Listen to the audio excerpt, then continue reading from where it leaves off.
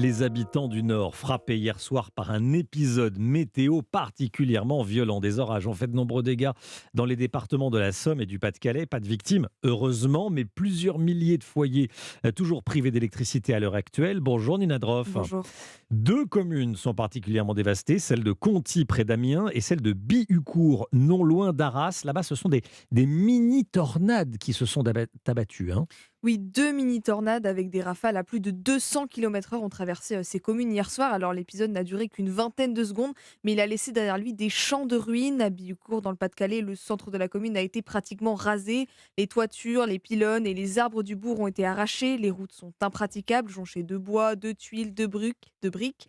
L'accès à la commune est d'ailleurs interdit pour le moment. Une centaine de maisons sont détruites, d'autres pourraient s'effondrer. Au total, 150 habitants ont dû être relogés. Certains d'entre eux sont encore sous le choc, comme Christophe au micro de Maximilien Carlier. Sa maison a été totalement détruite. On était dans la cuisine, je discute avec ma femme et d'un seul coup, c'était noir. Et il y a une déflagration terrible. On voit le résultat. Regardez. Tout est arraché. Tout est arraché. Il n'y a plus rien. On dirait qu'il est tombé une bombe dans la commune. Edith, elle a encore un toit sur sa maison, mais comme le reste de la commune, il n'y a plus d'électricité et son jardin a été complètement dévasté. Cet arbre-là, c'est un noyer cassé comme un crayon, quoi. Oh, c'est terrible, hein. On a hébergé les voisins nos voisins d'en face. Et là, on a soupé aux chandelles. Et puis, alors, on fait comme on a pu, hein.